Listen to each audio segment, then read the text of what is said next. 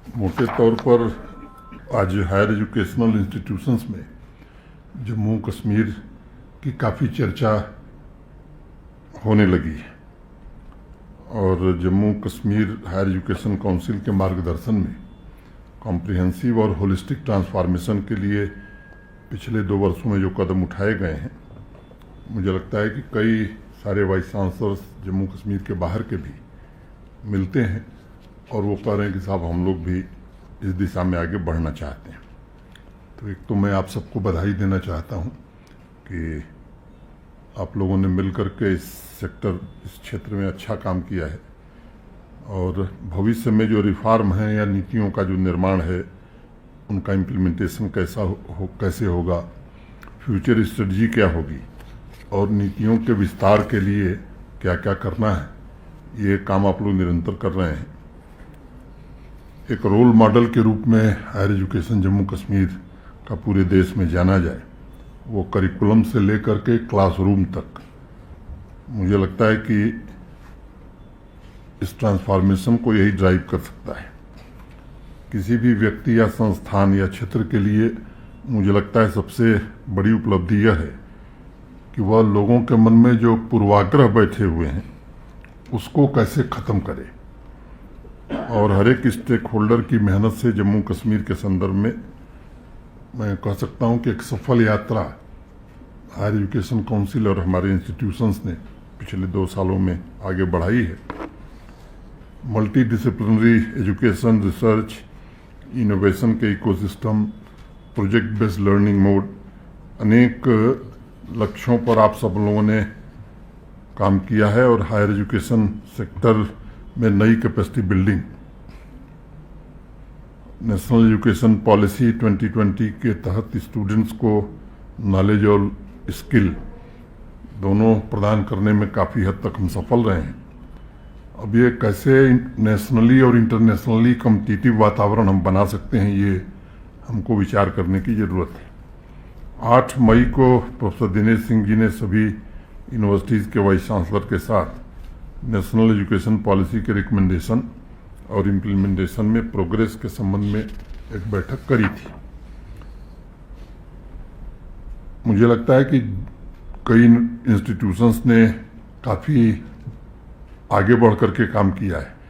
जो इंस्टीट्यूशंस अभी वहाँ तक नहीं पहुँचे हैं उनसे मेरा निवेदन होगा कि टाइम बाउंड मैनर में हम कैसे इन चीज़ों को अपने यहाँ लागू कर सकते हैं, इसमें लीडरशिप देना ये आपका काम है। और मैं बार बार कहता हूँ कि ये सेक्टर हमारे लिए सबसे महत्वपूर्ण है, एजुकेशन वाला, हायर एजुकेशन वाला। दुनिया में जिस तरह का परिवर्तन हो रहा है उसमें मुझे लगता है कि जो कार्यक्रम आप लोगों ने डिज़ाइन योर डिग्री का शुरू किया है वो भावी पीढ़ी के लिए एक सशक्त टूल और सपोर्ट साबित हो सकता है। ये सिर्फ डिग्री नहीं बल्कि हर एक स्टूडेंट की इंडिविजुअलिटी के मुताबिक उसे और प्रोडक्टिव बनाने का एक अहम जरिया हम बना सकते हैं।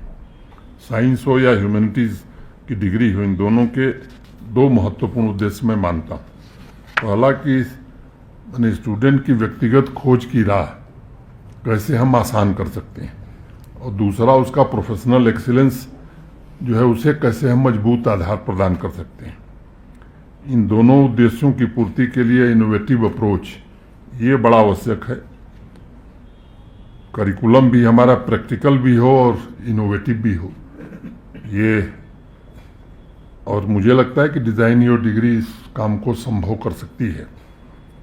पिछली कई मीटिंग्स में मैंने आप सबसे, कई वाइस चांसलर से अनुरोध किया कि इंडियन फिलॉसफी हम यूनिवर्सिटी में नहीं पढ़ाते।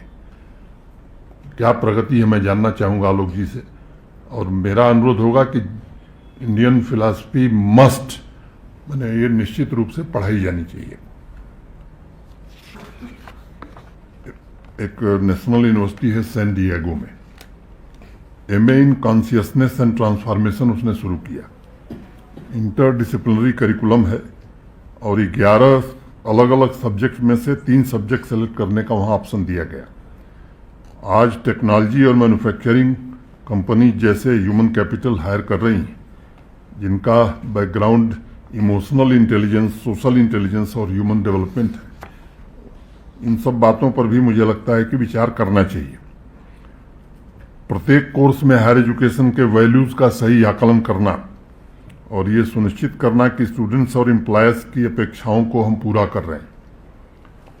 और हायर एजुकेशन का उद्देश्य मैं मानता हूं कि फ्यूचर लीडर्स तैयार करना है। काउंसिल की निगरानी में सही मूल्यांकन सब्जेक्ट्स का भी हो जाए। विभिन्न सब्जेक्ट्स में हम नई लीडरशिप की टीम तैयार कर पा रहे हैं कि नहीं कर पा रहे हैं। इंडस्ट्री में इन्वेस्टमेंट ऑन रिटर्न देखा जाता है।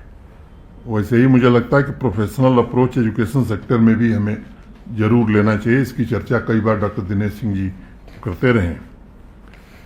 यूनिवर्सिटी में जो इन्वेस्टमेंट हमारा है उस पर रिटर्न क्या आ रहा है। रिटर्न मैं केवल फाइनेंस की दृष्टि से नहीं कर रहा हूं, इसका भी एक असेसमेंट कम से कम वाइस चांसलर साहब लोगों को करना चाहिए। 2 साल में काफी कामयाबी हमने हासिल की है। इस परिवर्तन की गति को बरकरार रखने के लिए आवश्यक है कि वाइब्रेंट स्टूडेंट एथलीट इकोसिस्टम पर भी हमें जोर देने की जरूरत है। अब आर्टिफिशियल इंटेलिजेंस का प्रभाव आने वाले दिनों में टीचिंग पर भी और मनुष्य के जीवन पर भी बड़ा गहरा पड़ने वाला है।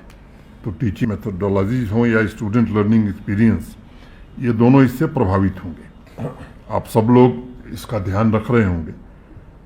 और नेशनल एजुकेशन पॉलिसी के implementation, progress, design your degree के विभिन्न पहलुओं पर तो चर्चा आप सब करेंगे। Entrepreneurship, startups, skill development program के इनिशिएटिव पर भी वीसी साहब लोगों से मैं निवेदन करूंगा कि जरूर इस पर कुछ अपनी राय देंगे।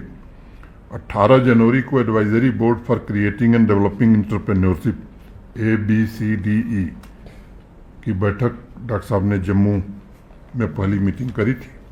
कैंपस में कैपेबिलिटीज इंटरप्राइजेज की जमीनी हकीकत के अनुसार बदलाव पर चर्चा उसमें हुई थी। उस पर कई महत्वपूर्ण निर्णय लिए गए थे। उनकी क्या प्रगति है, इसको आगे बढ़ाना। 24 और 25 के लिए नए ज्वाइंट प्रोग्राम इनिशिएटिव पर भी मुझे लगता है चर्चा करनी चाहिए। Professor Dinesh Singh ji math research institute और रिवराइन कॉलेज प्रोजेक्ट पर अभी एक रोड मैप हम सबके सामने रखने वाले हैं। मुझे उम्मीद है कि इन प्रोग्राम्स और इनिशिएटिव्स को कैसे हम बेहतर तरीके से इम्प्लीमेंट कर सकते हैं। और मैं जो रिफॉर्म पिछले 2 साल में आप सबने किए हैं, मैं व्यक्तिगत रूप से आप सबकी बहुत ही सराहना करता हूं। और मुझे उम्मीद है कि आज की मीटिंग में सार्थक परिणाम निकलेंगे और 24-25 में रिफॉर्म की जो जर्नी होगी उसको गाइड करेंगे। मैं फिर से एक बार आप सबको शुभकामना देता हूं। और जो काम पिछले 2 वर्षों में आप लोगों ने किया है वो निश्चित रूप से सराहनीय है। धन्यवाद।